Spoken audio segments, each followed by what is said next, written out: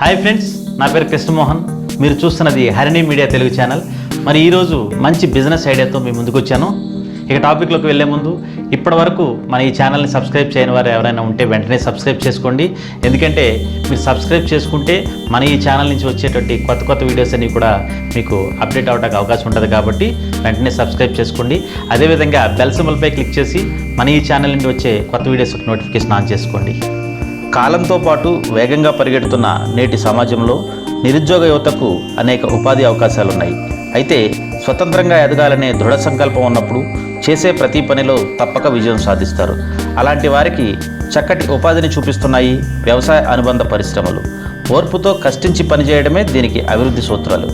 ఉపాధి పరిశ్రమగా కౌజుపెట్ల పెంపకాన్ని ఎంచుకున్నాడు ఓ యువకుడు. చదివింది BSc, చేస్తున్న చిరుద్యోగం సంతృప్తిని ఇవ్వలేదు. దీంతో ఉపాధి మార్గంగా కౌజుపిట్టల పెంపకాన్ని ఎంచుకుని స్వతంత్రంగా హ్యాచరీని ఏర్పాటు చేసుకుని అనేక మందికి కౌజుపిట్టలను సప్లై చేస్తూ నెలకు ₹1,00,000 వరకు ఆదాయాన్ని సంపాదిస్తూ అనేక మంది నిరుద్యోగులకు ఆదర్శంగా నిలుస్తున్న ఈ యువ రైతు విజయగాథను ఇప్పుడు తెలుసుకుందాం.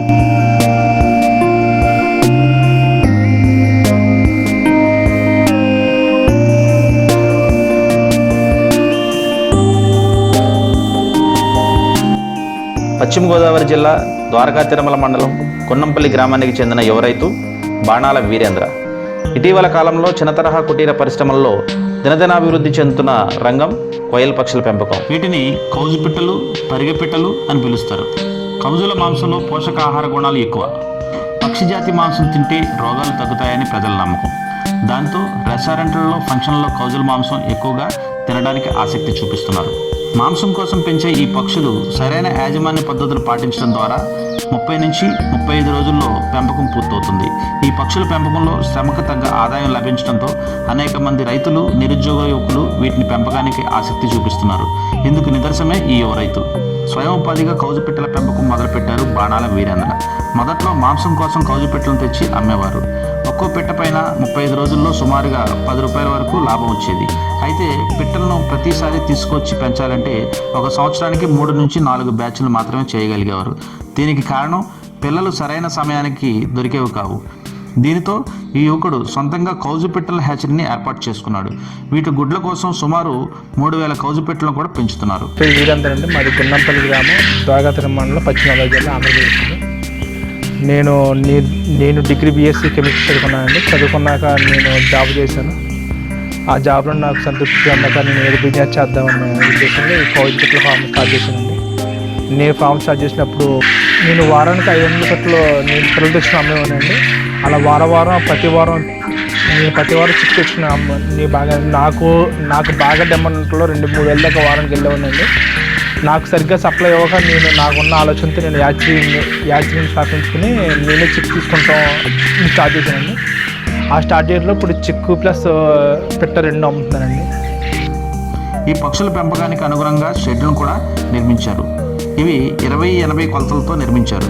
ఒక చదరపు అడుగు స్థలంలో సుమారు 5 పక్షులు తిరిగే విధంగా ఇవి నిర్మించడం జరిగింది. నేను మా గ్రామంలో 20-60 షెడ్లు నిర్మించానండి. ఈ షెడ్లకి టోటల్గా 4 lakhs అయిందండి.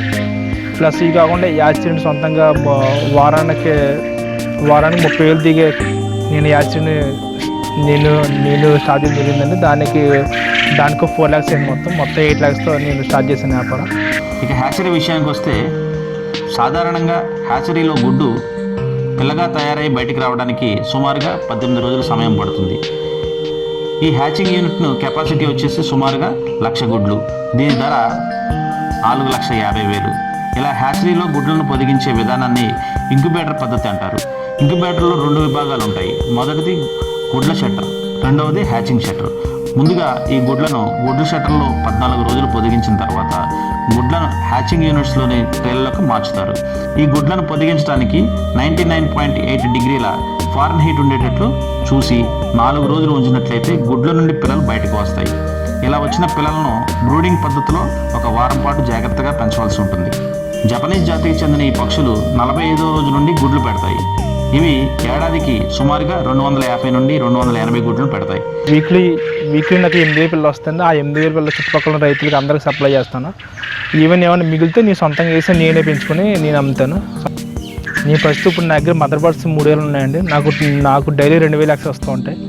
నేను ప్రతి శుక్రవారం ఎగ్స్ లోడ్ చేస్తూ ఉంటాను మెషిన్లో. ప్రతి శుక్రవారం 14 నుంచి 15 ఎగ్స్ లోడ్ చేస్తాను. ప్రతి మండే నాకు చిక్కు దిగుద్దండి. నా చిక్కు మండే 8,000 9,000 చిక్కు దిగుద్ది. ఆ పిల్లల్ని నేను సప్లై చేస్తాను. మిగిలిన చిక్కు ఉంటే నేను సొంతంగా నా చెట్లు వేసి పెంచుతాను. ఇప్పుడు మా దగ్గర మిషన్లో పుట్టే పిల్లల్ని డేవల్ చిక్ అంటారండి. ఒక రోజు పిల్లలు ఇస్తాం మేము రైతులకి. ఆ రైతులు ఆ ఒక్క రోజు పిల్లల్ని బాయిలర్ బ్లూడింగ్ పద్ధతి ద్వారా పిల్లల్ని మేపడం జరిగితే దీనికి గ్యాస్ బ్లూడింగ్ కానీ బొగ్గులు కానీ కరెంటు ద్వారా పెంచాలండి. ఒక పిల్లకి 14 రూపీస్ మేత ఖర్చు అవుద్దండి. బాయిలర్ స్టార్టర్ మేత మేపాలి. ఒక పిల్లకి 14 రూపీస్ మేత ఖర్చు అవుద్ది.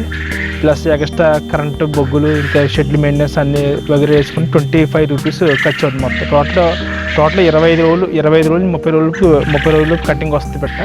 ఆ పెట్టకి మీకు 25 రూపీస్ 25 రూపాయల నుంచి 26 రూపాయలు ఖర్చు అవుతుంది మొత్తం. నేను పుట్టిన పిల్లలు అయితే 7 రూపీస్ అమ్ముతానండి. దాంట్లో నాకు 5 రూపీస్ ఖర్చుపోయిన 2 రూపీస్ మిగులుతుందండి. అలాగే మిగిలిన పిల్లల్ని నేను వేసుకుని ఆ పిల్లల్ని నేను మేపుకుంటే నాకు 7 రూపీస్ నుంచి 8 రూపీస్ నాకు మిగులుతుందండి లాభం. ఇక వీటి దాణా విషయానికి వస్తే సాధారణంగా మాంసం కోసం పెంచే పక్షులకి బ్రాయిలర్ కోళ్ళకు వాడే దాణానే వాడతారు. గుడ్లు పెట్టే పక్షులకైతే అధిక ప్రోటీన్లు ఉండే దాణాను వాడతారు. ఇందుకోసం సోయా, మొక్కజొన్న, రాయి పొడి, ఉప్పు, తినే సోడా, విటమిన్స్, మినరల్స్ కలిపి వాడతారు. దీనివల్ల నాణ్యమైన గుడ్లు మరియు పిల్లల ఉత్పత్తి జరుగుతుంది. ఇప్పుడు ప్రస్తుతం నా దగ్గర ఉన్న పేరెంట్స్కి అయితే మొక్కజొన్న, సోయా మందులు ఒక 5-6 రకాల మందులు కలిపి ఈ పేరెంట్స్ ఫీడ్ వాడతామండి. అదే మన కౌజు పిల్లలకైతే బాయిలర్ స్టార్టర్ అని స్టార్టర్ దాని ఉంటుంది, ఆ దానా వాడతామండి. కటింగ్ వచ్చిన కూడా బాయిలర్ స్టార్టర్ మేతనే వాడతామండి. పిల్ల పుట్టినప్పటి నుంచి తీసుకోవాల్సిన జాగ్రత్తలు అయితే చుట్టూరు బరకాలతో క్లోజ్ చేసి షెడ్లు ఎటువంటి గాలి వెలుతురు తగలకుండా దానికి పిల్లకి వెచ్చదనం వచ్చేదాన్ని చూసుకోవాలండి. 45 డిగ్రీస్ 45 నుంచి 48 డిగ్రీస్ ఉండే వరకు వేడి తక్కువ చూసుకోవాలి. పిల్ల హెల్తీగా ఆడుకునే విధంగా చూసుకుంటే వల్ల పిల్ల బతుకుతుంది. కూలింగ్ ఏమాత్రం కూలింగ్ తిరిగినా పిల్ల చనిపోయే అవకాశం ఉంటుంది. కరెంట్ కంపల్సరీ 24 hours కరెంట్ ఉండాలి. ఈ కరెంట్ లేని నుంచి మన జనరేటర్తో మన సప్లై కంపల్సరీ ఇవ్వాలి. మన యాచరీ ద్వారా మన పిల్ల దిగిన అన్ని ఖర్చులు వేసుకుంటే మొత్తం నెలకి 1,50,000 ఖర్చు వస్తాయండి. మేతకు కానీ కరెంటు బిల్ల మొత్తాన్ని. ఈ ఫామ్ను ప్రారంభించినప్పుడు పక్షి పిల్లల కోసం ఇబ్బంది పడినప్పటికీ అనుభవంతో ఈ హ్యాచరీని ఏర్పాటు చేయడం ద్వారా ఆ ఇబ్బందిని అధిగమించి తనే పిల్లలను ఇతరులకు సప్లై చేసే స్థాయికి ఎదిగాడు. ఇది ప్రారంభించిన 2 సంవత్సరాల్లోనే పెట్టిన పెట్టుబడి తిరిగి సంపాదించి ఇప్పుడు అధిక లాభాల వైపు దూసుకుపోతూ అనేక మందికి ఈ పక్షుల పెంపకంపై అవగాహన కల్పిస్తున్నాడు ఈ యువ రైతు. ఇప్పుడు ఎవరైనా సరే నిరుద్యోగ యువత ఎవరైనా ఉంటే ఫామ్ స్టార్ట్ చేయాలనుకుంటే నా నెంబరు ఇందులో ఉంటుంది, నేను చెప్తాను. మీ దాన్ని బట్టి మొత్తం మీకు ఈ బిజినెస్ కావాల్సిన అన్ని సలహాలు ఇవ్వగలను. ఓన్లీ మీరు మార్కెటింగ్ మీద గ్రిప్ సాధించగలిగితే మీరు బిజినెస్ కంపల్సరీ సాధించాలంటే ఎటువంటి ఇబ్బంది. దీనిలో మనం చేయాల్సింది మార్కెటింగ్ ఒకటే. మార్కెటింగ్ మనం బాగా తీసుకోగలిగితే కంపల్సరీ మన సక్సెస్ అనేది కంపల్సరీ ఉంటుంది. మీకు ఒకవేళ చిక్కు కావాల్సి వస్తే నా ఫోన్ నెంబర్ 9059402407. మా అడ్రస్ గుండంపల్లి గ్రామం, దొరగతిరి మండలం, వెస్ట్ గోదావరి జిల్లా. ఈ కౌజుపెట్ల పెంపకం గురించి మరిన్ని వివరాలు తెలుసుకోవాలనుకునేవారు నేరుగా ఈ రైతును సంప్రదించి వివరాలు అడిగి తెలుసుకోవచ్చును. నేను చేసినటువంటి ఈ వీడియో కనుక మీకు నచ్చినట్లయితే లైక్ చేయండి, కామెంట్ చేయండి, మీ ఫ్రెండ్స్ అందరికీ షేర్ చేయండి. Thank you.